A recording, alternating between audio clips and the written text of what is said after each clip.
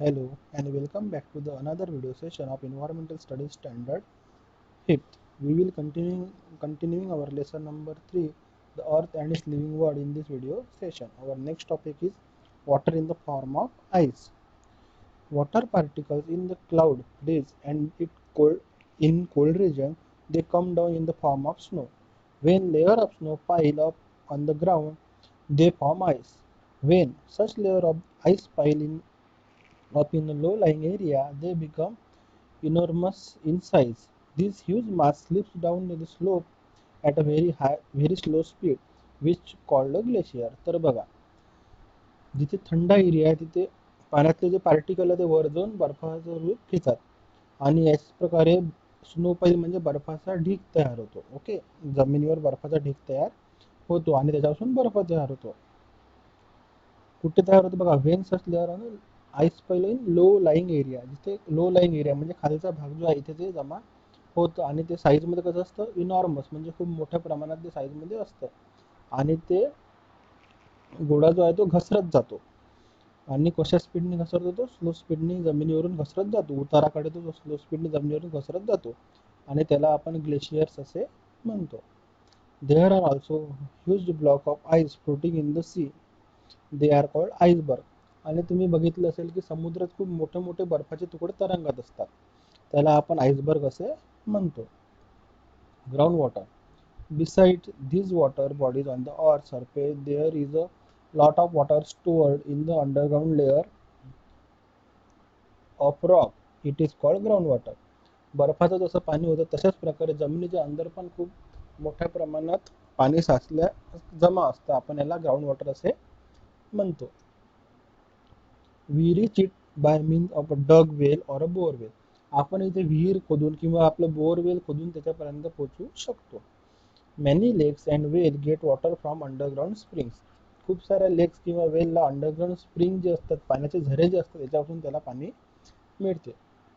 The water or ice that occupies the earth's surface, groundwater, and the other water vapor is called atmosphere. In the atmosphere together form the earth hydrosphere. तर बघा, बर्फजन्य जमीन व्यापलेली आहे, ground water आणि water vapour जे हवेत असतं याच्यापासून आपल्याला ॲटमॉस्फिअरमध्ये हायड्रोस्फिअर नावाची एक लेअर बघायला मिळते. तर इथे बघा वेलचं चित्र म्हणजे विहीर म्हणतो आपण याला. इथे लेकचं चित्र दिसत आहे, इथे पाण्याची हापसी तुम्हाला दिसत आहे किंवा बोरवेल सुद्धा याला म्हणू शकतो आपण. तर बघू आता द ॲटमॉस्फिअर. तर बघा, अर्थचा सरफेस आहे, ट्रोपोस्फिअर, ओझोन लेअर, स्ट्रॅटोस्फिअर, मेझोस्फिअर, आयनोस्फिअर, एक्झोस्फिअर असे इथे स्फिअर दाखवलेले आहेत. आणि हे कशाचं, हे सगळं ॲटमॉस्फिअरमध्ये येते. हे सगळे जे लेअर आहे या सगळ्या ॲटमॉस्फिअरमध्ये येते. The envelope of air around the earth is called the atmosphere. एअरचं जे इन्व्हॉल्व आहे अर्थच्या भोवती याला आपण ॲटमॉस्फिअर असे म्हणतो. As we go higher from the surface of the earth, the air in the atmosphere become rare. जसं प्रकारे आपण जमिनीवरून वरवर जातो तशी जी हवा काय होते, कमी कमी होत जाते. The atmosphere consist of a mixture of gases, namely nitrogen, oxygen, water vapour and carbon dioxide. तर इथे गॅसेस असतात प्रेझेंट. कोणकोणते असतात? मेनली नायट्रोजन असतं, ऑक्सिजन असतं, वॉटर वेपर आणि कार्बन डायऑक्साईड असतं. अशाच प्रकारे पुष्कळसे गॅसेस इथे प्रेझेंट असतात. There are some other gases too in the air in the very small quantities. बाकीचे गॅसेस आहेत ते खूप कमी क्वांटिटीत असतात. The layer of the atmosphere are named as the troposphere, stratosphere, mesosphere, ionosphere and exosphere असे ॲटमॉस्फिअरच्या लेअरचे नाव इथे दिलेली आहेत. The layer that extend from the earth's surface to the height of about 13 kilometer is called a troposphere. अर्थच्या surface पासून 13 kilometre पर्यंत जे हाईट आहे याला आपण ट्रोपोस्फिअर असे म्हणतो. The condition in the troposphere changes continuously. They affect the living world to a greater extent. आणि याची जी कंडिशन आहे ट्रोपोस्फिअरची ही कंटिन्यू चेंज होत राहते आणि याच्यामुळे लिव्हिंग वर्ल्डवर खूप मोठा परिणाम होत राहतो. The surface of the earth gets heated due to the heat it receives from the sun. अर्थचं जे सरफेस आहे हे सन पासून मिळणाऱ्या हीट मुळे काय होत राहते, गरम होत राहते. Hence the air nearest the surface is the hottest. As we go higher in the troposphere it become cooler. तर बघा अर्थच्या सरफेस गरम होत असल्यामुळे अर्थच्या सरफेस जवळची जी एअर आहे ती खूप जास्त गरम राहते आणि जशी जशी वर होती तशी थंडी होत राहते. म्हणजे ट्रोपोस्फियर जवळची एअर ही थंडी राहील अर्थच्या सरफेस पेक्षा. Almost all the water vapor in the atmosphere is contained in the troposphere. जेवढ्या पण वॉटर वेपर हे ॲटमॉस्फिअर मध्ये प्रेझेंट आहे नॉर्मली हे ट्रोपोस्फिअरच्या आसपासच राहतात. That is why all weather related phenomena such as formation of cloud, rain, fog, wind and storm take place in the troposphere. त्याचमुळे जे ॲटमॉस्फिअरचे तुम्हाला जे दिसतात, पाऊस असतो, बर्फ पडतो, धुकं पडतं, हे सगळं या ट्रोपोस्फिअर मध्येच होत राहतं. The air on the high mountain is rarer than the air nearer to the earth's surface. तर हाय माउंटन जिथे हाय माउंटनवर जी हवा ही रेअर असते, म्हणजे कमी असते. कशापेक्षा, अर्थच्या सरफेस पेक्षा. Aeroplanes fly in the higher part of the troposphere. ट्रोपोस्फियरच्या हायर पार्ट मध्ये एरोप्लेन फ्लाय होते.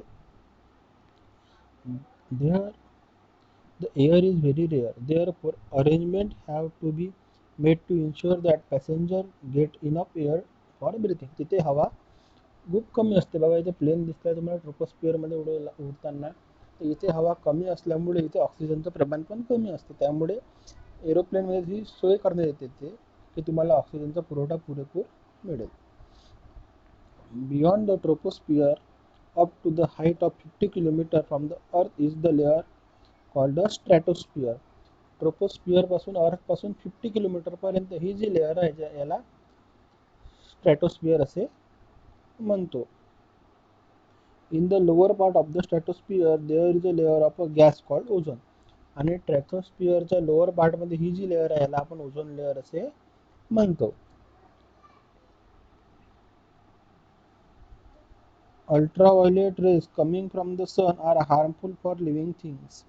सन पासून जे अल्ट्राव्हायोलेट रेज येतात ते लिव्हिंग थिंगसाठी हार्मफुल असतात. But the ozone layer absorb them and protect the living world from those rays. तर ही जी ओझोन लेअर आहे याच्यापासून आपल्याला अल्ट्राव्हायोलेट रेजपासून ही लेअर आपलं संरक्षण करते. त्यामुळे आपण अर्थवर जगू शकतो.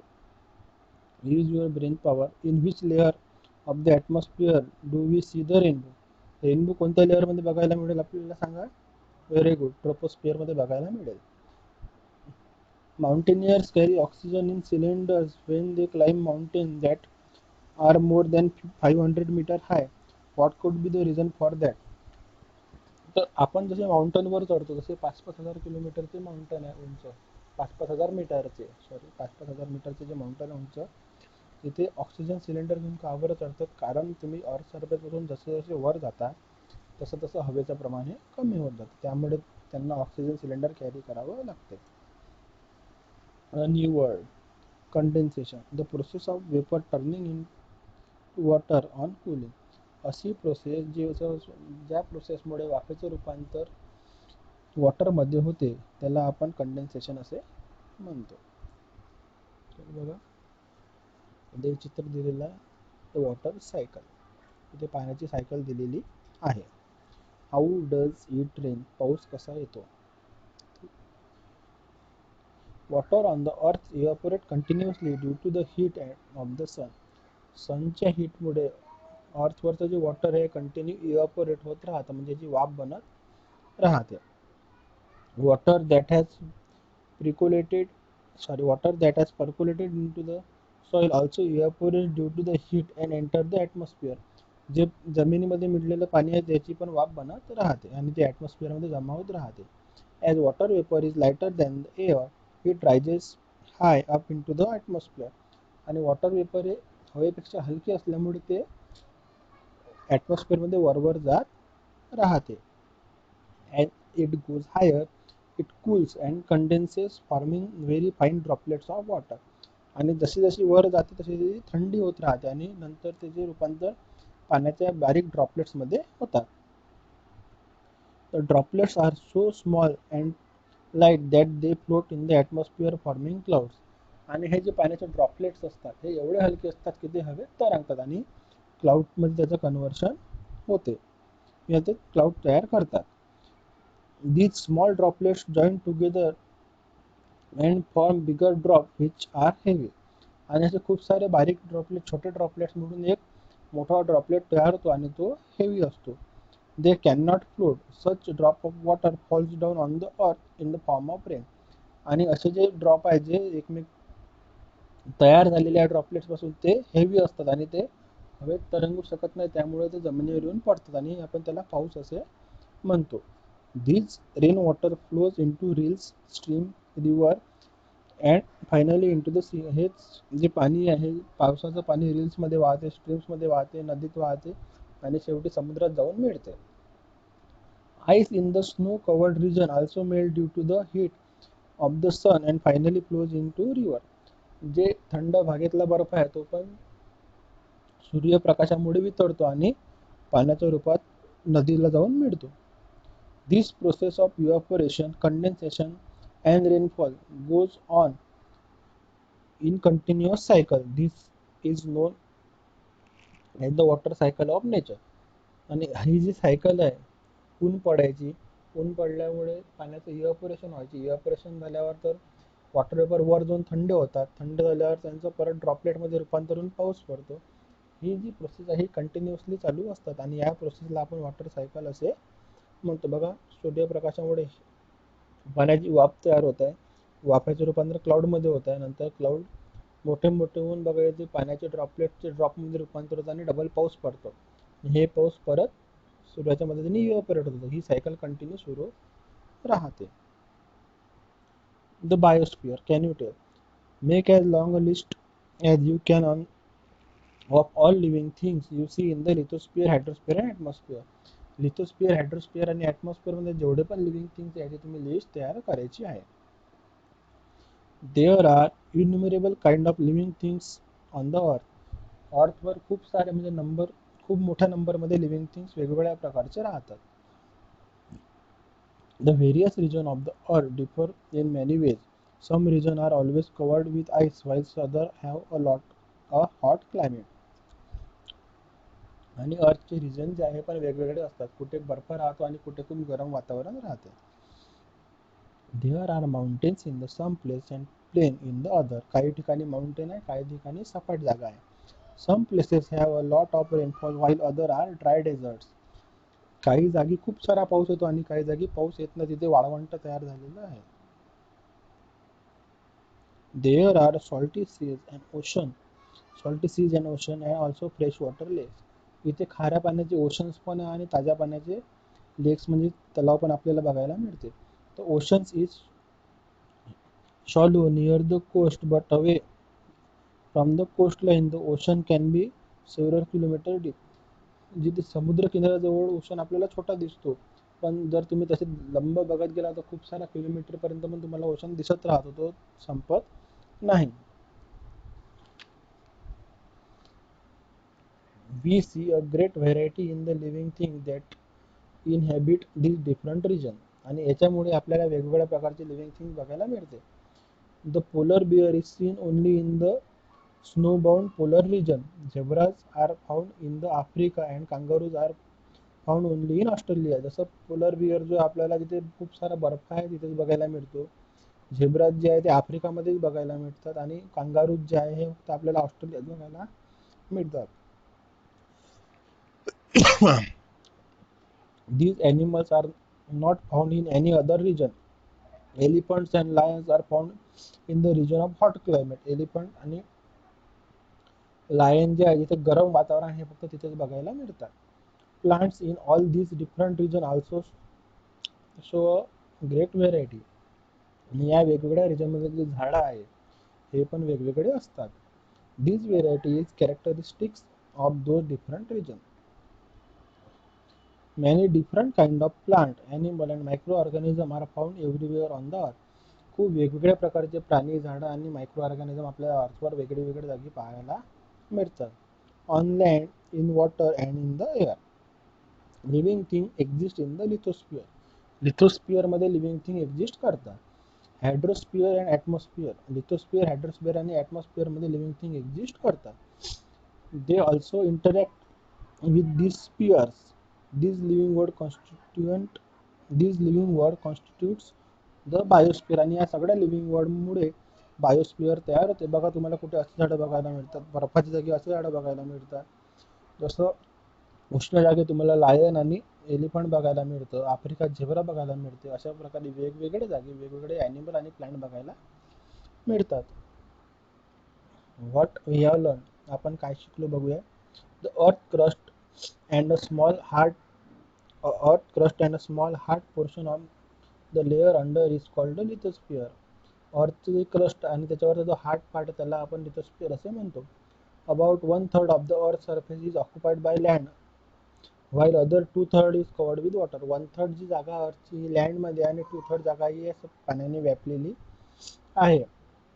Surface water, ice on the land, ground water and water vapour present in the air together form a hydrosphere. सर सरफेसवर जे पाणी आहे, आईस आहे, ग्राउंड वॉटर आहे, सगळ्या गोष्टी मिळून हायड्रोस्फिअर तयार होतो. The envelope of air around the earth is called atmosphere. अर्थच्या आजूबाजूला जे इन्व्हॉल्प आहे एअरचं त्याला आपण ॲटमॉस्फिअर असे म्हणतो. The water cycle on earth goes on continuously. अर्थवरची जी वॉटर सायकल आहे ही कंटिन्युअस प्रोसेस आहे. The ozone gas in the stratosphere absorb the harmful ultraviolet rays coming from the sun and protect the living thing from them. अर्थवर येणाऱ्या ultraviolet रेजच्या संरक्षणासाठी आपल्याला ozone layer आहे याच्यापासून अल्ट्राव्हायोलेट रेज डिफ्लेक्ट होतात आणि आपल्या अर्थवर लिव्हिंग ऑर्गॅनिझम व्यवस्थित जगू शकतात. Living things occupies part of the lithosphere, hydrosphere as well as the atmosphere. Living thing हे हायड्रोस्फिअर, लिथोस्फिअर आणि ॲटमॉस्फिअरमध्ये प्रेझेंट आहे. Living things and all the parts they occupy are together called biosphere. आणि असे part जे living things आहे याला आपण बायोस्फिअर असे म्हणतो. तर स्टुडंट याची एक्सरसाइज मी तुम्हाला नेक्स्ट पिरियडमध्ये लिहून देणार. तोपर्यंत तुम्ही घरीच राहा, सुरक्षित राहा.